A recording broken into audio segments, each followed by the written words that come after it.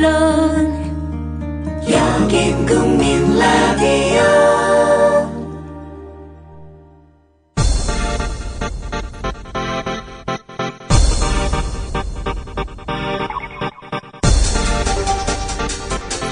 국민 라디오 아침 시사 프로그램 조상훈의 뉴스바.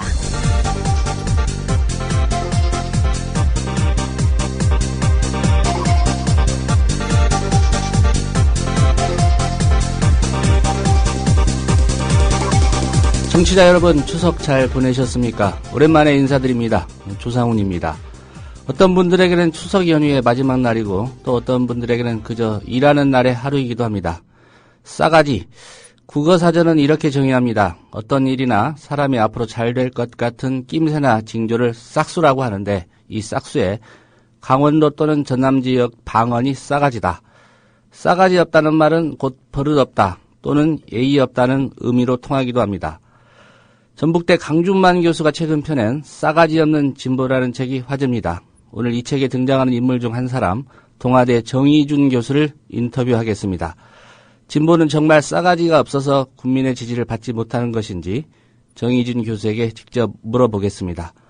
잠시 광고 듣고 9월 10일 수요일 뉴스바 이어가겠습니다. 조합원 스토리텔링님 신청 광고입니다. 겨울철 벨미 과메기 맛있게 드셨어요? 포항 죽도시장 상인협동조합에서 이번에는 간장게장을 내놓아요. 살아있는 암꽃게로 만들어 살이 탱탱한 명품 간장게장. 미디어 협동조합원께는 아주 저렴한 가격으로 모시고 배송비를 따로 받지 않습니다. 010-9896-8282 010-9896-8282 검색창에서 죽도락을 검색하세요. 밥도둑 망도둑 내 사랑 간장게장.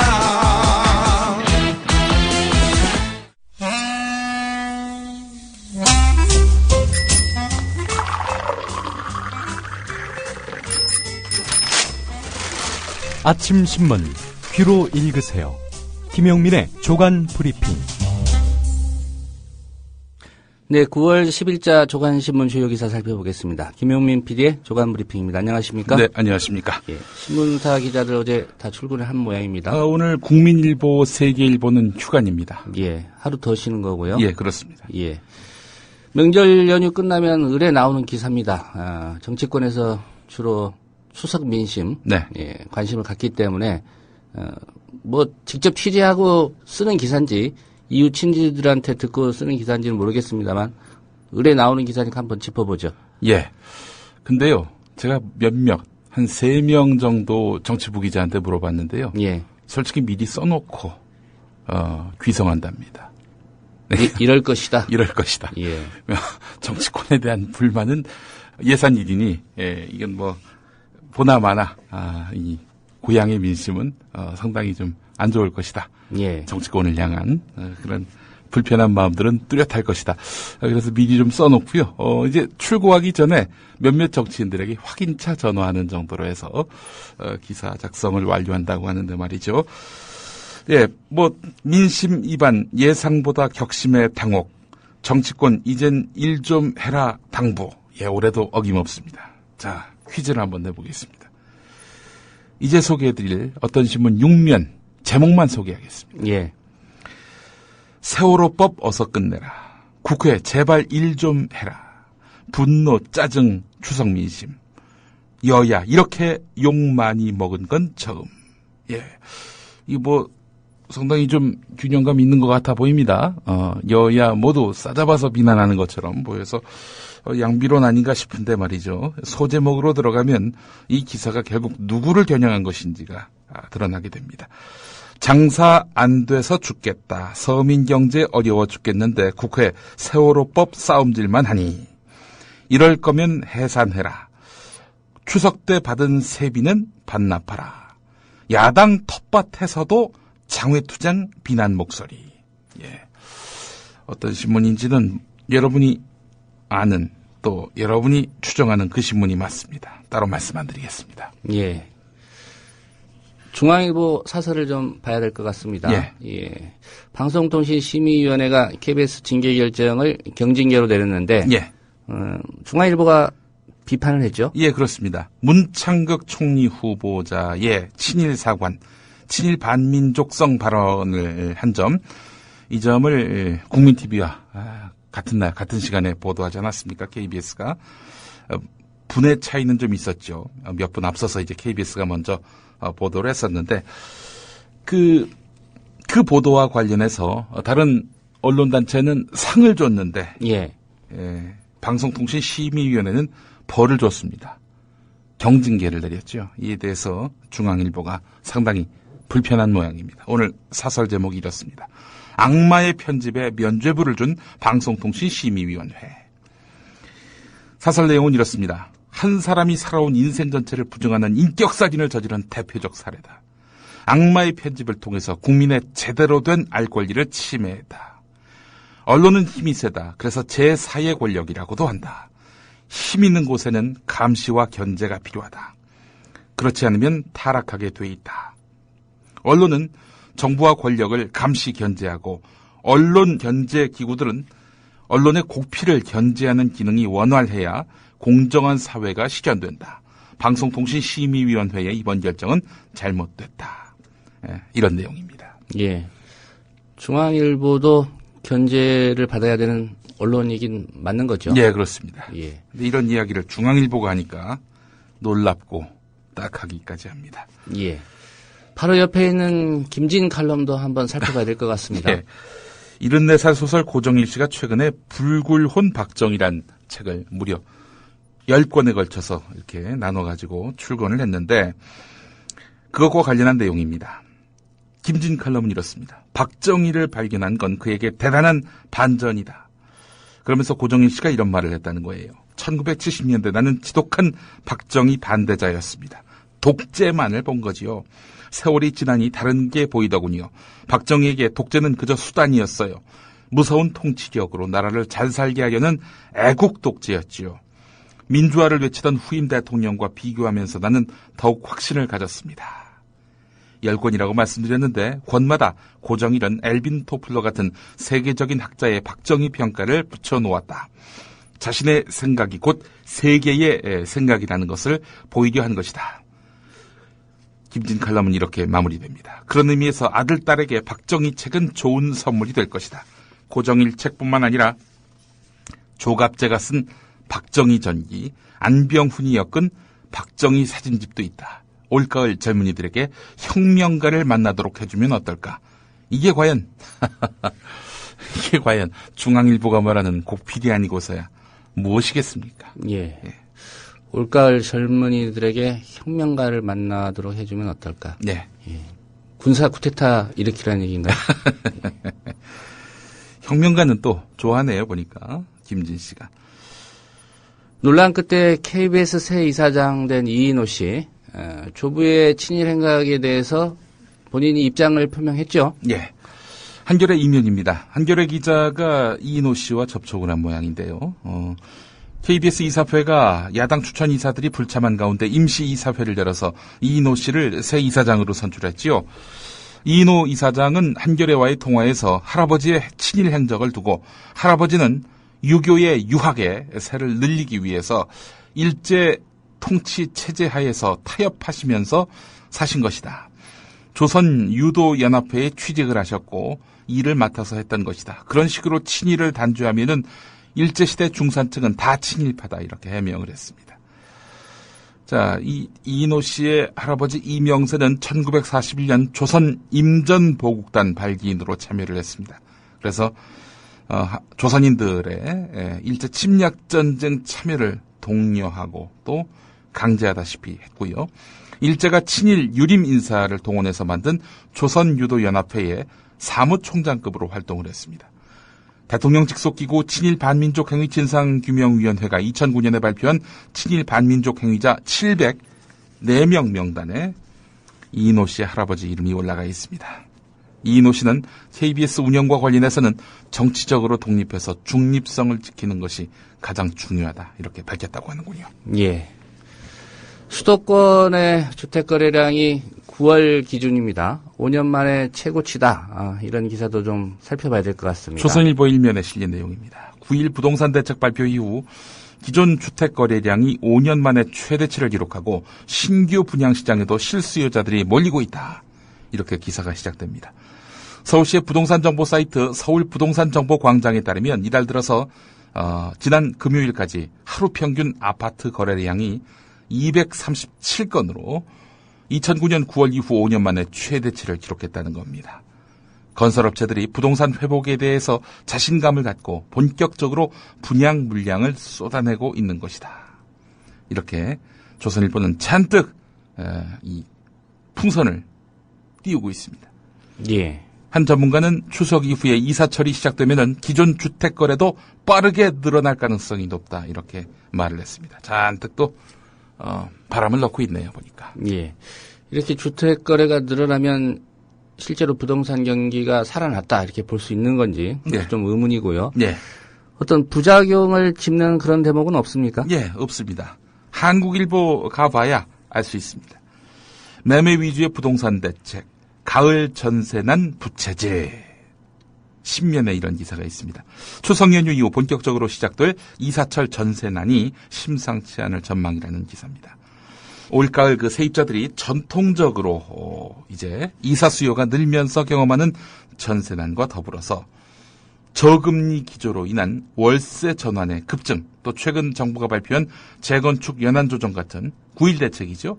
추가적 압박을 겪을 것으로 내다보고 있다는 겁니다. 전세 가격이 이례적으로 급등했던 지난해 가을에 비하면은 세입자들이 체감할 어려움이 작을 것이라는 예상도 있지만 특정 지역의 경우 국지적으로 늘어나는 재건축 수요로 인해서 전세난의 골이 깊어질 수 있다는 진단도 나온다는 겁니다.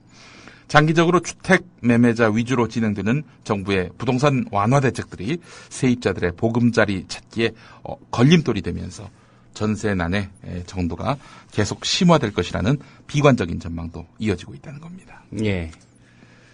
모기업 부도 의혹을 사고 있는 제주 싸늘병원, 이게 승인 어려울 것 같다 이런 전망이죠. 예, 한국일보 일면입니다. 그 국내 외국계 영리병원, 그러니까 투자개방형 병원으로 이름이 불리고 있는데요. 국내 그 외국계 영리병원 1호 후보였던 곳이 바로 제주 싸널병원인데요. 이 제주 싸널병원을 둘러싼 의혹이 눈덩이처럼 커지고 있습니다. 그래서 승인될지 말지 이것조차도 불투명해졌다는 겁니다.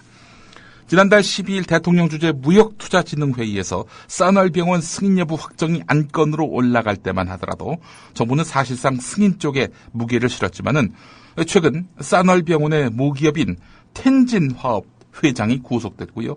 모기업도 사실상 부도 상태라는 보도가 나왔습니다.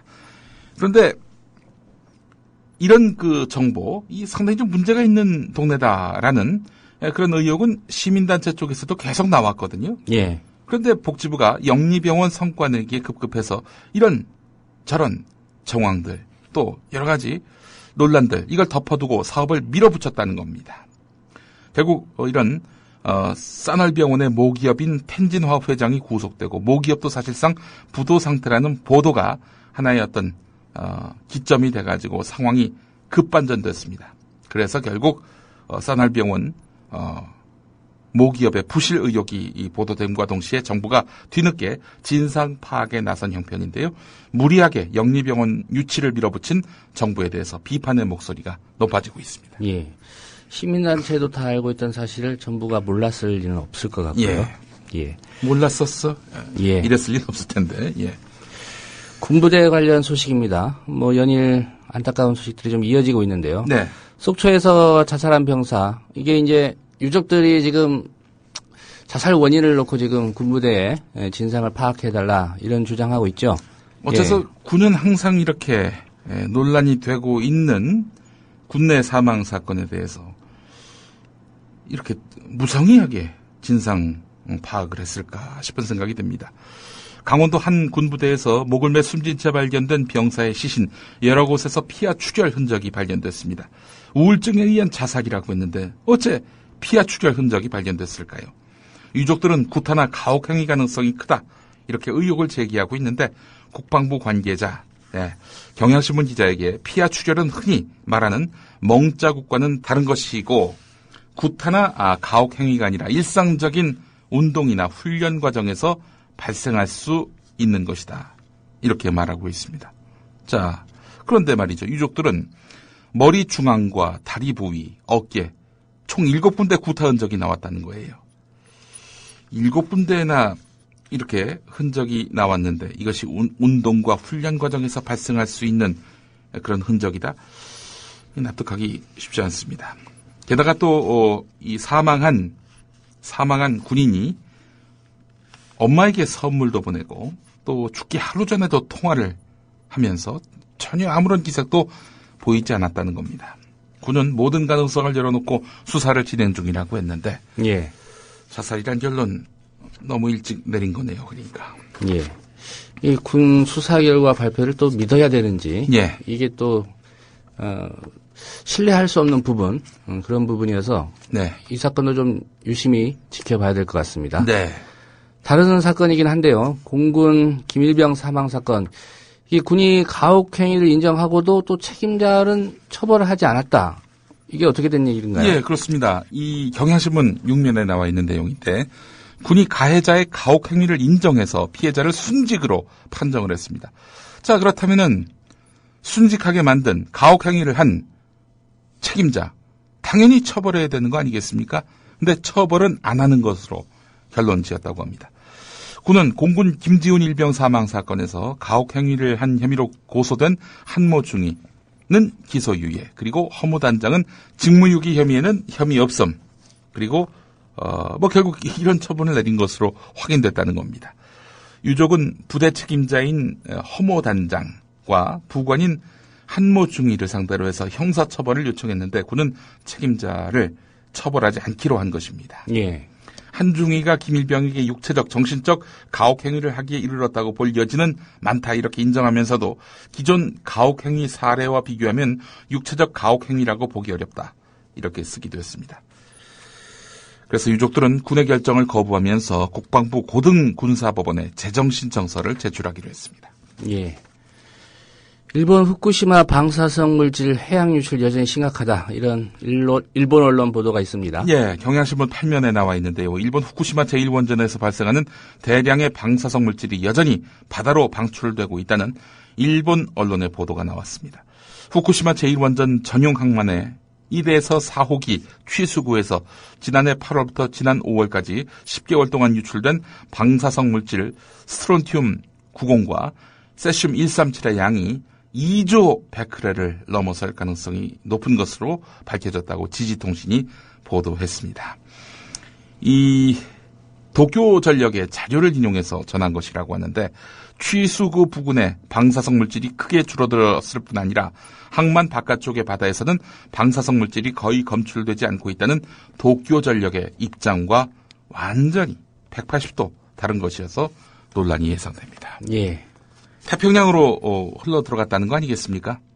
결국 온양 어선에서 잡은 참치 같은 이런 생선의 그 위험성 우려도 가중될 것으로 보입니다. 예. 제2롯데월드 저층부 개장하면 한 두세 달 동안은 저녁 시간대에 잠실역 일대 통과하는 차량들 이 속도가 평균 시속 10km 이하로 낮아질 것이다. 네. 이런 분석 결과가 나왔군요. 예, 그렇습니다. 시속 10km 이하는요. 교통 혼잡 특별관리구역으로 지정이 돼서 주차장 폐쇄를 해야 하는 심각한 교통체증 상태를 나타내는 겁니다. 제2롯데월드 저층부가 개장된 다음 2개월에서 3개월 동안 저녁 시간대 잠실역 일대를 통과하는 차량들 명심해야 될 것 같습니다. 평일 저녁에도 9.29에서 12.3km로 떨어질 것으로 예상이 됐는데요. 현재도 이 일대 통행 속도는 12.6에서 16.2km로 체증이 극심한 상황입니다. 서울시는 교통난을 해소하기 위해서 사전 예약 차량만 제2롯데월드 진입을 허용하기로 했다고 하는데요. 주차요금은 10분당 1,000원으로 하되 3시간을 초과할 경우 50%의 할증요금을 부과하도록 했습니다. 예, 물품 구매 시에 주차 요금을 할인하거나 무료 주차권을 발급하는 행위가 금지된다고 하는군요. 또 교통 혼잡이 심해질 경우 주차장 폐쇄 조치를 하기로 롯데 측과 이렇게 서울시가 합의했다고 합니다. 경향신문 11면에 나와 있는 내용입니다. 예. 제1롯데월드 논란이 많았습니다만 어제 저층부 상업시설 사전 개방 행사가 있었죠? 예, 그렇습니다. 한겨레 12면에 나와 있는 내용을 보면요. 서울시가 제1롯데월드 저층부 임시 사용 승인 최종 결정에 시민들 의견을 반영하기로 하고 지난 토요일부터 오는 16일까지 시민 개방 행사를 진행하고 있는데요. 하지만 정해진 동선을 따라 이동하면서 구경하는 것에 불과해서 사전 검증이 아니라 명분 쌓기용 사전 관광이 아니냐 이런 지적이 나오고 있습니다. 결국 서울시가 제1롯데월드 개장 허가 책임을 전문성이 없는 시민에게 돌리려는 면피성 행사라는 비판도 이어지고 있는데요. 조선일보도 같습니다. 제목이 이래요. 시민이 한번 보고 알겠나. 서울시가 책임지고 승인해야 뭐 이런 식입니다. 예, 뒷감당을 서울시가 담당해야 한다. 롯데월드와 반분해야 된다. 이런 이야기입니다. 예. 조선일보 10면에 관련한 내용이 또 있습니다. 자, 마지막 기사 하나 더 소개를 하고 마무리하겠습니다. 오늘 동아일보 1면에 나와 있는 내용인데요. 자사고 평가 결과에 뭔가 문제가 있다. 이런 이야기입니다. 지난번 8개 학교 자사고에서 탈락을 했죠. 그렇게 해서 일반 고등학교로 바뀌게 되는데요.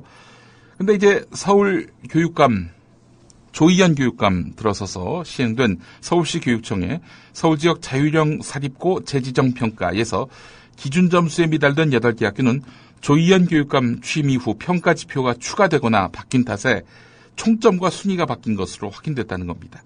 뭐 한마디로 이야기해서 학생 참여, 자치문화 활성화 이런 항목 등이 포함이 돼서 또 학생들의 어떤 인권 동아리 활동 이런 것들을 감안해서 평가에 반영했다는 건데, 근데 동아일보가 제시한 자사고 평가 결과를 보면요, 중동고가 9위였다가 5위로 올라간 것 말고는 하위 8개 학교의 순위는 크게 다르지가 않습니다.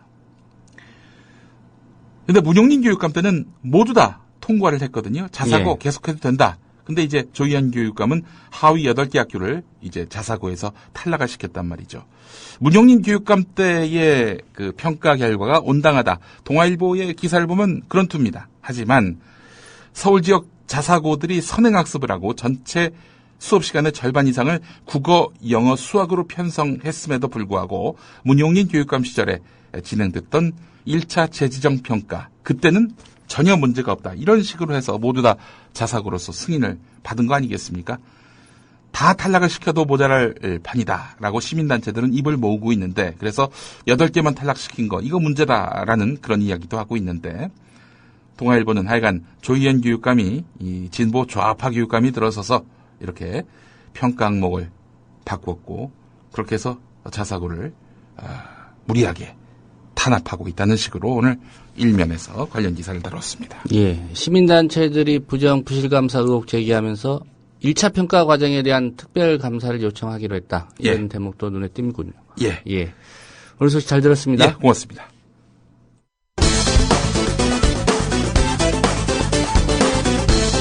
세월호 전국에서 새정치민주연합의 강경투쟁 노선에 대해서 국민들의 시선이 곱지만은 않은데요. 장외투쟁에 대한 반대 성명을 냈던 온건파 의원들이 요즘 들어 자주 만남을 갖고 있습니다. 창당 이래 최저 지지율에 새정치민주연합 내에서도 중도파의 목소리가 커지고 있습니다. 새정치민주연합 내 온건 중도 성향 의원들의 모임인 민진모. 민주당 집권을 위한 모임 의원들이 만나 정상적인 정기국회 등원을 요구했습니다. 새정치민주연합 온건파의 대표는 조경태 의원인 듯. 그런데 그 온건파의 대표가 최근에 한 말. 계속해서 강경파들의 그 분란이 계속 이어진다라고 하면은 저희 서민파 의원님들은 탈당도 분당도 불사할 그런 각오로 이번 이 사태를 매우 엄중하게 지켜보고 있다. 그는 강경파뿐 아니라 문재인 의원 앞에서는 온건파의 옷을 벗는 남자. 새누리당이 남북 정상회담 대화록 실종 관련자들을 검찰에 고발하면서 문재인 의원에 대한 책임론은 오늘도 거셌습니다.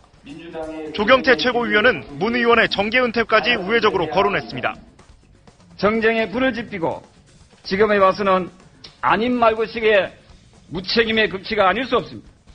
대선 재도전 뜻을 밝힌 민주당 문재인 의원이 오늘도 박근혜 대통령을 향해 날선 말을 쏟아내며 과감한 정치적 행보를 이어갔습니다. 대표적 비노 인사인 조경태 최고위원이 기자회견을 열어 공개 비판에 나섰고 제 사회는 관심도 없고 제밥에만 관심을 가진 사람이 어떻게 대중의 뜻을 읽을 수 있겠습니까?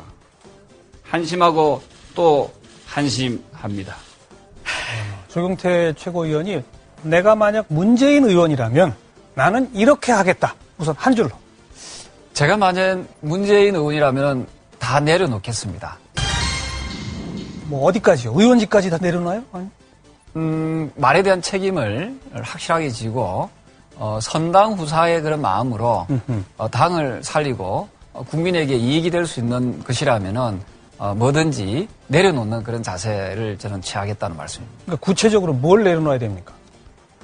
의원직을 내놔야 되나요? 그거는 제가 만약에 문재인 의원이라면은 저는 의원직까지도 내려놓을 의향이 있습니다. 그리고 정계를 은퇴하는 겁니까, 그럼? 그것도 저는 또 고려해 볼 수 있다라고 생각합니다. 제가 만약 문재인 의원이라면. 그러니까요. 네네. 그러니까 완전히 다음 대선은 완전히 뭐 생각도 하지 말아라 이런가요? 그렇습니다. 쿨하게. 왜냐하면은 지난번 대선에서 안철수 의원한테 양보를 받았지 않습니까? 예. 그러면은 양보를 받은 주체로서 양보를 한 번 더 본인이 양보를 하는 것이 저는 정치적 도의고 예의다.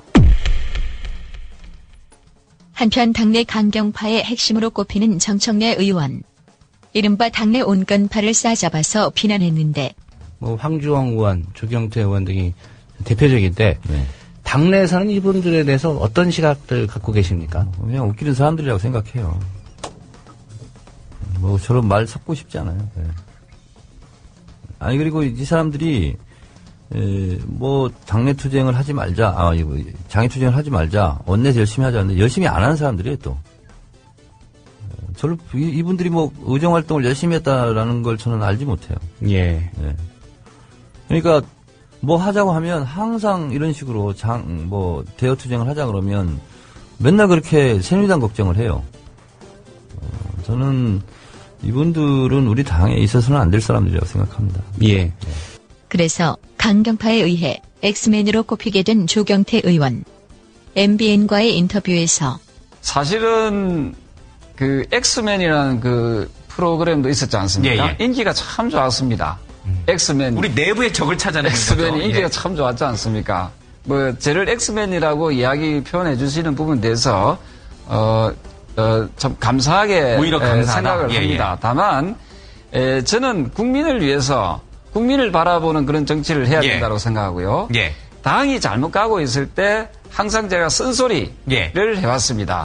만약에 국민을 위해서 쓴소리를 하고 있음에도 불구하고 이 쓴소리를 당에서 받아들이지 못한다면 저는 건강한 정당이 아니라고 보고 있고요. 저는 국민을 위한 그런 쓴소리가 계속 이어진다면 저는 영원한 엑스맨으로 남고 싶습니다. 영원한 엑스맨으로 남고 싶다. 영원한 엑스맨으로 남고 싶습니다. 영원한 엑스맨으로 남고 싶다.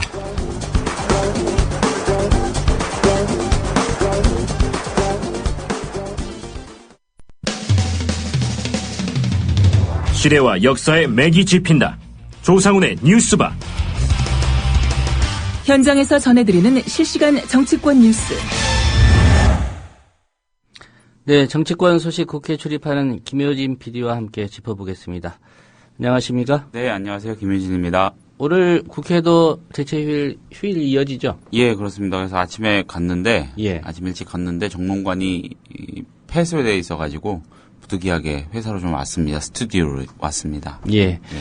추석 연휴 지난 이후에 이 세월호 특별법 제정 관련 이 전국이 어떻게 될지 이게 초미의 관심사인데요. 오늘 여야 원내대표가 만난다고 하죠? 그렇습니다. 대체 휴일인 오늘 이 두 사람이 이완구 새누리당 원내대표, 박영선 국민공감혁신위원장 새정치연합이죠. 두 사람이 국회가 아닌 다른 곳에서 비공개로 만나서 세월호 특별법 문제를 논의할 것이란 전망이 있습니다. 그간 새정치연합은 이 새누리당하고 유가족들 간의 세 차례 회동의 추이, 흐름 지켜보면서 관망 모드를 유지해오지 않았습니까? 그런데 마지막 3차 회동에서 새누리당이 조사위원회 수사권 및 기소권 절대 불가 원칙을 강하게 재확인하면서 대화는 끊겼고요. 결국 이대로 두었다가는 차일피일 시간만 끌게 될 것이라는 판단에서 박영선 위원장 측이 조금 더 적극적으로 만남을 가지려 하는 것으로 알려졌습니다. 예. 이 이완구 원내대표 그리고 박영선 위원장 추석 연휴 들어가기 직전에도 한번 만나지 않았습니까? 네, 그렇습니다. 서울 모처에서 약 2시간 정도 비공개로 만나서 회동을 한 것으로 알려져 있습니다. 복수의 관계자로부터 확인을 해보니까 당시의 만남 역시 박영선 위원장 쪽이 먼저 제안을 했다고 합니다. 2시간이면 결코 짧지 않은 시간인데 안타깝게도 별다른 소득은 없었다고 하고요. 이완구 원내대표 측은 유가족들과의 그간 만남에서와 마찬가지로 이 수사권하고 기소권 문제에 대한 입장을 설명하는데 그친 것으로 알려졌습니다. 그렇다면 남은 대화의 여지는 특검 추천권 문제인데 이 부분에서 뭔가 이 교감이 있었는지는 아직 알려지지 않았습니다. 결국 이르면 오늘 성사될 것이라는 두 사람의 만남은 지난주의 만남에서도 별 성과가 없었다는 점을 시사하는, 증명하는 그런 점이라고 볼 수 있겠습니다. 예. 추석 때 박영선 위원장이 세월호 유족들 만나서 특별법 관철시키겠다. 네. 이 얘기 했는데 구체적으로 어떤 내용인지에 대해서는 또 언급을 안 한 모양입니다. 그렇습니다. 예. 이런 가운데 15일 다음 주 월요일이죠. 네. 국회 본회의 열어서 이른바 쟁점이 되지 않는 법안들 네. 먼저 좀 처리하자.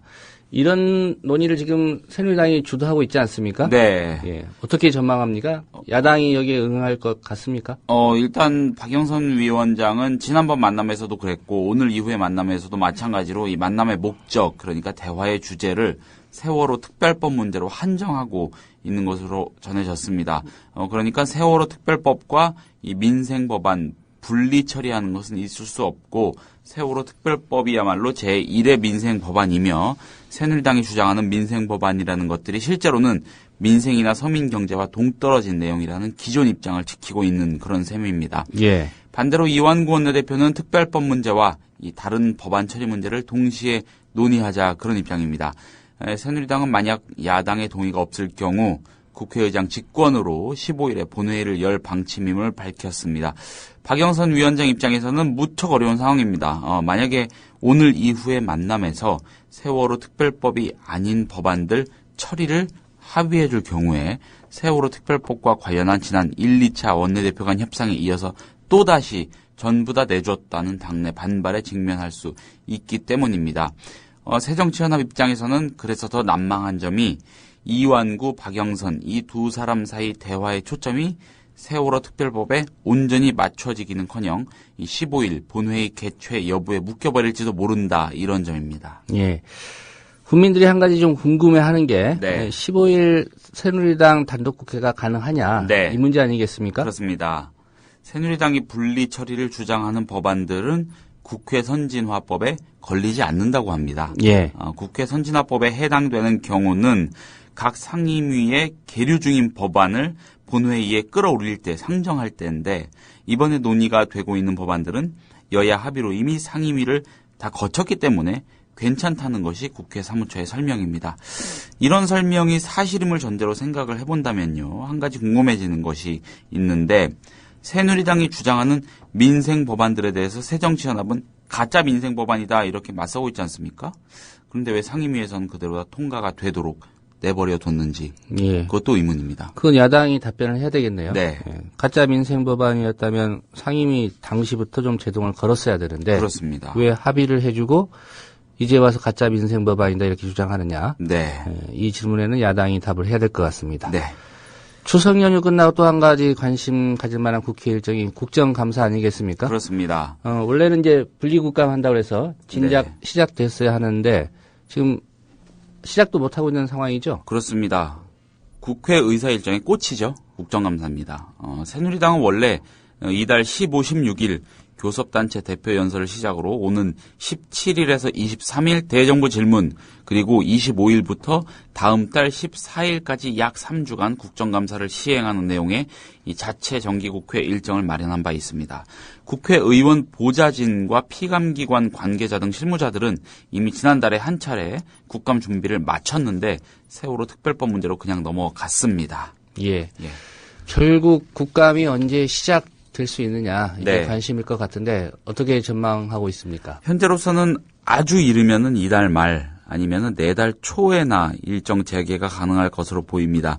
일각에서는 올해 말에서 내년 초 연말 연시에 걸쳐서 국감이 열릴 수도 있다, 이런 어두운 전망이 나오기도 합니다. 언제 열리든지 간에 이번 국감은 사실상 세월호 국감이 될 가능성이 높습니다. 예. 상당수 국회의원실 보좌진, 특히 야당 의원들 보좌진이 이미 세월호 문제에 초점을 맞춰서 피감기관에 자료를 요구하거나 받아둔 상태라고 하고요.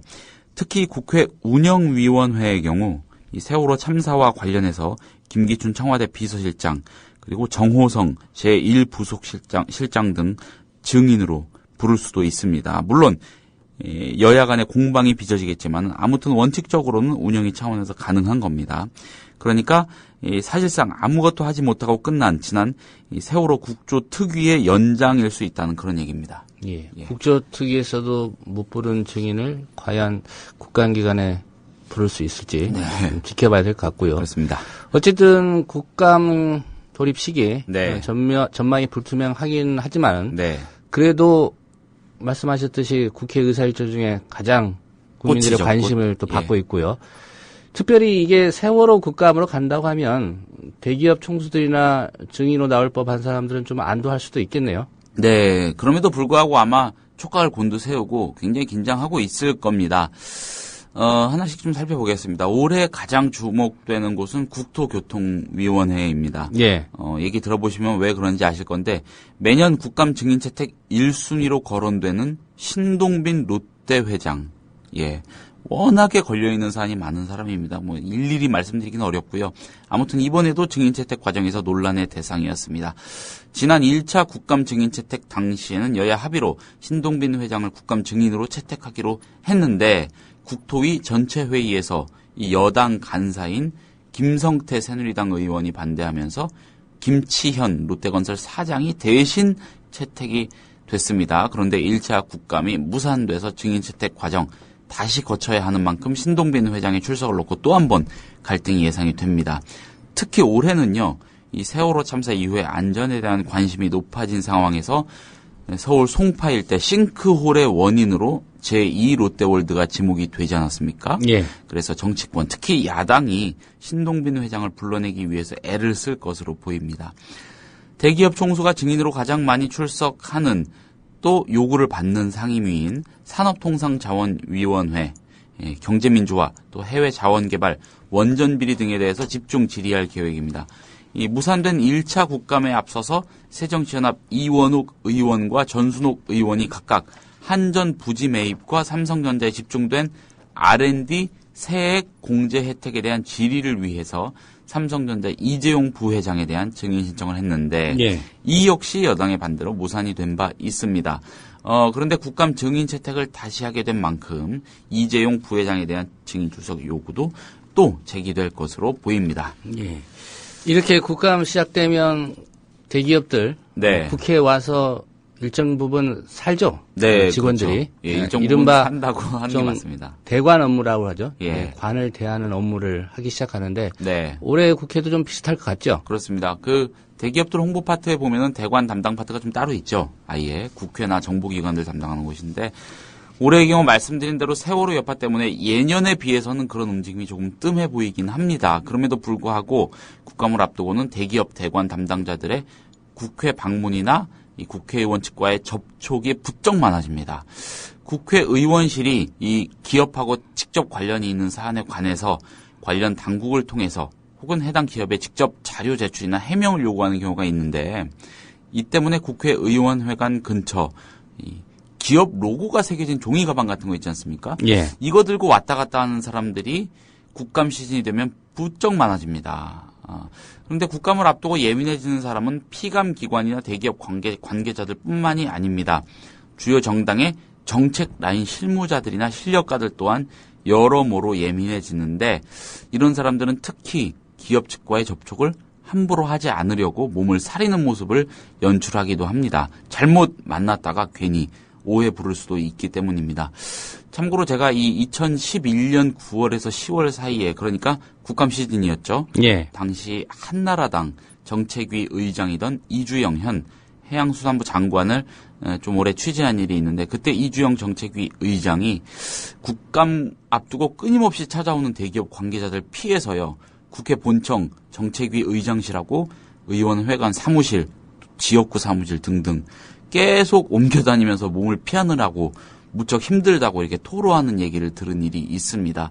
뭐 대관 담당자들이 뻗치기도 많이 한다고 합니다. 예. 이런 사람들 방 앞에서요. 아무튼 세월호 전국으로 올해 국감 시즌에는 이런 모습이 겉으로 많이 드러나지는 않지만 아마 물밑에서는 국회의원들이나 피감기관, 대기업들 모두 치열한 신경전을 벌이고 있다 이렇게 보시면 되겠습니다.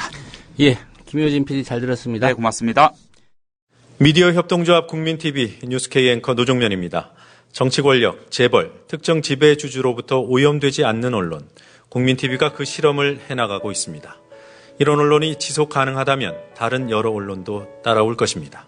닻을 올린 국민TV, 순항하도록 힘을 실어주십시오.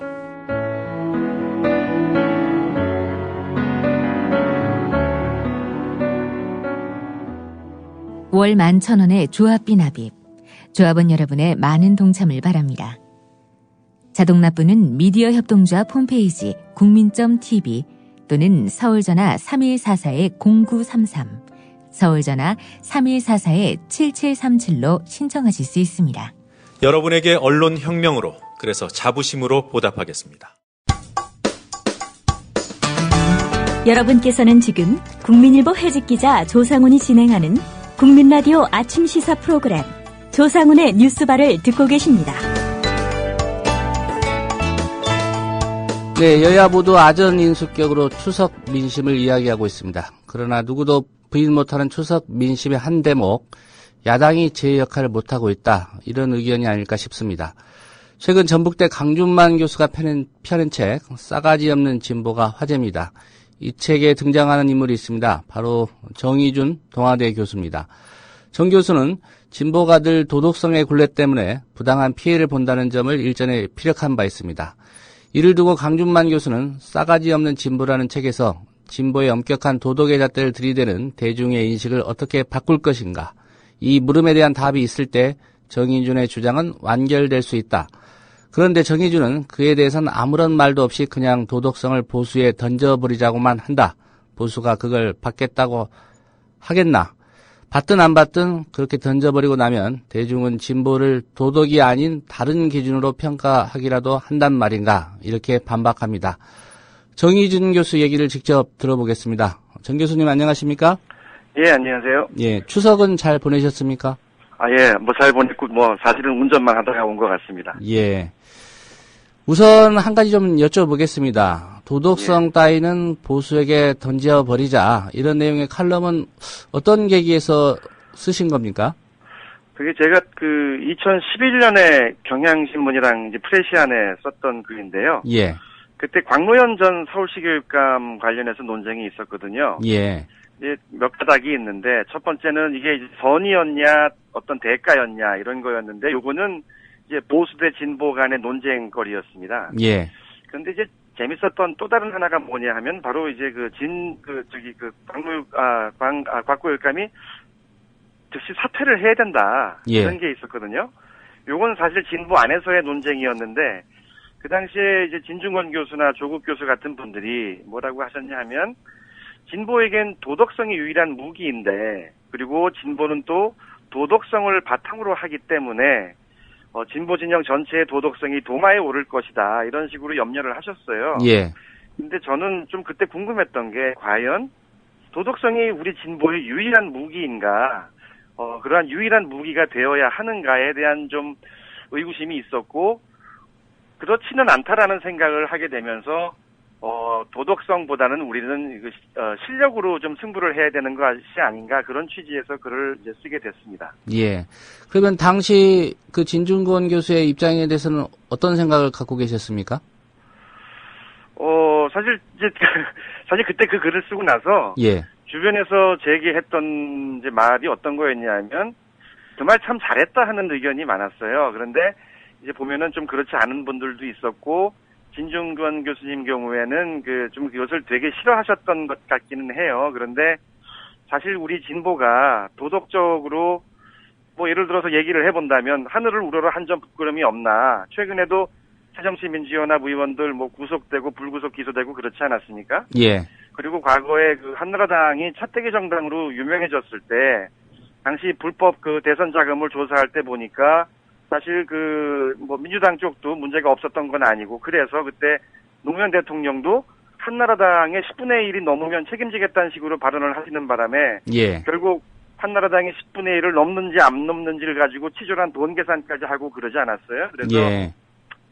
그 이제 도덕적으로만 얘기할 거는 좀 아닌 것 같다. 그리고 진보가 아무리 도덕적이어도 국민들이 진보를 보고 이해하는 것들은 사실은 그 정치인들인데 이 정치인들이 사실 또 그렇게 깨끗한가. 그래서 이것이 사실은 우리가 너무 이것을 앞세우는 바람에 우리 스스로에게 좀 족쇄가 된 면도 없지 않나. 저는 좀 그렇게 생각을 합니다. 예.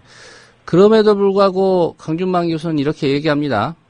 아무리 부인해봤자 어차피 보수는 진보에게 도덕적 잣대를 엄중하게 들이댈 것 뻔하기 때문에 예. 이 싸가지 없는 진보에 대한 고민 불가피한 거 아니냐 이런 주장하는데요.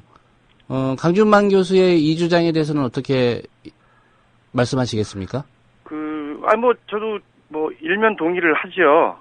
일단 우리 보수와 진보를 이렇게 좀 역사적으로 보면은 좀 이런 게 있는 것 같아요. 우리 보수는 과거의 친일파라든가 군부 독재 세력, 그러면서 또 생겨난 정경유착 같은 것들 때문에 사실 부패한 면이 많이 있죠. 그런데 사실 또 여기에 저항하던 진보 경우에는 사실 당시에 가진 것들도 없었고, 그냥 내세울 수 있었던 게 이제 도덕성이었던 것 같아요. 예. 당시에는 이제 가진 것도 없었으니까 그때는 잘 써먹긴 했는데 지금 보면은 꼭 이제 그런 것도 아니거든요. 근데 이제 요번에 또 강준만 교수가 얘기했던 것 중에 중요한 거는 전 이제 다음 거 이 두 번째라고 생각을 하는데. 예. 이제 진보가 이래 왔는데 별로 이제 깨끗해 보이지도 않는데 거기에다가 진보는 항상 이제 호통을 치인다는 거죠. 너희들 왜 이런 것도 몰라? 왜 이명박 박근혜를 찍어? 그리고 왜 문재인을 안 찍어? 이러면서 호통을 치고 때로는 이제 조롱까지 해버리니까 이제 보수 내지는 또 이제 중도에 계신 많은 분들과 자꾸 이렇게 척을 지게 되고 예. 그리고 그들을 설득할 수 없게 된 지경에 이르지 않았나. 그래서 강준만 교수가 하신 말씀은 뭐 조금 그래도 우리가 논쟁을 하고 비판을 하더라도 조금은 좀 가려야 할 게 있는 게 아닌가. 그런 차원에서 이 책이 시작된 게 아닌가. 저는 이제 그렇게 이해를 합니다. 예. 최근 상황 보면 이 진보가 싸가지도 없을 뿐더러 또 무능하기까지도 하다. 이런 좀 가혹한 비판도 하는 분들이 있습니다. 예. 추석 전에 여론조사였던 것 같습니다. 새정치민주연합 창당일에 지지율이 처음 10%대로 내려갔다. 그렇죠. 물론 또 지방선거 포함해서 730 재보선 결과까지 본다면이야 이럴 만도 하다라는 생각 가지신 분도 있을 것 같은데요. 예. 이 야권의 이렇게 낮은 지지율 그 원인은 어디에 있다고 보십니까? 일단 가장 큰 문제는 뭐냐면 너무 오락가락했다는 것 같아요. 우리나라의 양대 정당이지 않습니까? 예. 하나의 큰 거대한 공당이 너무 예측이 불가능해왔다는 거. 많은 분들은 이런 얘기를 하죠. 중원을 공략해야 된다 하면서 또 논쟁도 있었고요. 산토끼, 집토끼 얘기도 있었는데 저는 개인적으로 보면은 중도 노선도 나쁘지는 않다고 생각을 해요. 해볼 만한 시도라고 생각을 하는데 문제는 이제 새정치민주연합이 너무 오락가락해왔고 그리고 뭔가 주도적으로 선도적으로 자기가 앞장서서 해본 적을 저는 본 적이 없는 거죠. 많은 국민들도 아마 그렇게 느끼실 텐데요. 바로 이렇게 너무 오락가락했고 예측 불가능했고 그러다 보니까 신뢰성에서 문제가 생기게 되고 결국 그 결과가 많은 지지자들이 떨어져 나가게 된 것이 아닌가. 사실 저도 그런 야당이 좀 지겨운 면도 있고 흔히 하는 얘기로 좀 넌덜머리가 난다 이런 표현도 있습니다만 저도 사실 거기에서 예외는 아닌 것 같습니다. 예, 동의하실지 모르겠지만 보시기에 예. 야권이 가장 최근에 정말 이건 싸가지 없었다라고 할 수 있는 어떤 결과, 어떤 결정들, 어떤 걸 들 수 있을까요? 최근에 야권이 좀 싸가지가 없었다. 예, 국민들이 보기에 이건 네. 아니다라고 할 수 있는 그런 사안들이요. 어떤 정책 결정일 수도 있고요. 사실 이제 김한길, 안철수 대표 두 공동대표가 책임을 지시던 그 시기에 예. 뭐 싸가지가 없다라기보다는 너무 좀 오락가락 이제 해왔던 게 일단 많은 국민들에게 실망을 준 것 같고요. 그다음에 이제 그 박영선 대표가 두 번 이제 번복을 하게 된 그 세월호 협상 관련해서 두 번의 협상을 했는데 그 결과가 너무나 그 지지자들에게 실망을 안겨주는, 또 특히 세월호 유가족들에게 실망을 안겨준 이러한 것이 좀 그 크게 작용하지 않았나 그렇게 생각을 합니다. 예. 그리고 이제 싸가지 문제와 관련해서는 이제까지 그 진보의 많은 그 논객들 이 주고받은 말들이 사실은 굉장히 날이 서 있고 서로에게 좀 상처를 주는 그런 것들도 없잖아 있었거든요. 예.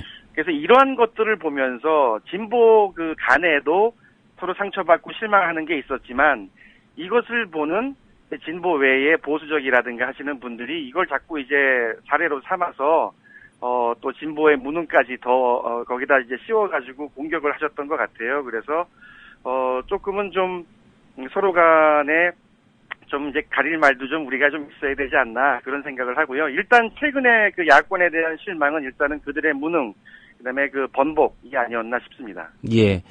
이 책의 제목이 이 싸가지 없는 진보인데 부제가 이렇습니다. 진보의 최후 집권 전략. 그러니까 예. 좀 싸가지 있는 진보가 되면 집권할 수도 있다. 이런 의미일 것 같은데 그렇게 될 수 있다고 보십니까? 근데 이제 지금 상황에서는 저는 좀 이렇게 생각을 해요. 사실 주변 분들 중에도 그런 얘기를 하시는 분들을 좀 봤는데 그 말을 꺼내는 건 좀 조심스러워 하시는 것 같더라고요. 공개적으로는 말씀 못 하시는 것 같은데. 예. 지금 상황이 계속 진행이 되면 그 우리나라 보수 대 진보, 지난번 대선 결과이기도 하지만 51대 48%는 절대로 안 바뀔 거라고 생각을 합니다. 그 이제 진보에 계신 분들, 저도 이제 많이 그분들과 지내고 많이 얘기도 나누긴 하지만은 뭐랄까 이거 좀 자기 안에 갇혀 있는 것 같아요. 예. 그리고 스스로의 당위성만 가지고 너무 이제 그 말씀들을 하시다 보면은 사실 가운데 계신 분들이라든가 저쪽 보수에 계시는 분들이라든가 이분들한테 전혀 그 설득력을 이제 얻어내지 못한다는 그러한 문제가 되겠죠. 그래서 좀 바뀌어야 되는데 이제 어떤 게 좀 바뀌어야 되냐 하면 그 말싸움을 하면은 항상 진보가 이기죠. 항상 그 진보가 상식에 가깝고 진보가 사실 또 정의에 또 가깝고 그게 이제 말싸움에서는 진보가 이기는데 선거에서는 계속 최근에 보면 지지 않았습니까? 문제는 표싸움에서는 못 이긴다는 거군요. 그렇죠. 예. 저는 그 팟캐스트 방송을 한번 예를 들고 싶은데요. 예. 요즘에 이제 팟캐스트 방송들 많은 분들이 듣는데 거기에 보수 쪽을 그 지향하는 팟캐스트 방송은 찾기가 힘들거든요. 예. 다 진보예요. 다 진보 쪽에 어떤 그 방송들이 많고 그런데 사실 이분들이 하는 게 보면 박근혜 지지자들을 예를 들어서 굉장히 그 무시하고 굉장히 조롱을 하거든요. 근데 사실 우리가 해야 될 거는 이분들을 설득을 해야 되고, 그럼에도 불구하고 이분들한테 이제 호통을 치고 이제 조롱을 하는 이러한 형식이 계속 지속이 된다면 51대 48에서는 벗어나기가 어렵지 않을까. 그래서 이분들을 설득하려면은 사실 시간도 필요하고, 예. 정성도 많이 들어가는데, 필요한데, 우리들은 좀 그런 것들을 좀 간과하는 게 아닌가. 그러다 보니까 이 보수라든가 이 중도에 계신 분들이 말로는 결국 안 되니까, 말싸움에서는 안 되니까 결국 입을 닫고, 그래, 네가 맞아. 한 다음에 등을 돌려버리시는 거죠. 예. 그러면서 이분들은 결국 선거 날만 이제 기다리다가, 묵묵히 기다리다가 나가서 이제 투표를 하시는 것 같아요. 예. 그래서 이분들 결국에는 우리 같은 하늘 아래 공존을 해야 되는 그러한 분들이고 우리가 예. 설득을 해야 될 분들이라면 우리가 조금 더 정성과 시간을 가지고 대해야 되지 않을까. 너무 호통치고 조롱하는 것보다는 좀 이러한 자세의 변환도 한번 생각해 볼 수 있지 않을까 그렇게 생각을 합니다. 예. 오늘 말씀 깊이 좀 새겨볼 대목들이 있는 것 같습니다. 말씀 잘 들었습니다. 예, 감사합니다. 네. 정의준 동아대 교수였습니다. 네, 오늘 뉴스바가 준비한 소식은 여기까지입니다. 지금까지 제작의 김용민 PD였고요. 저는 조상훈이었습니다. 내일 오전 9시에 다시 인사드리겠습니다. 함께해 주신 여러분 고맙습니다.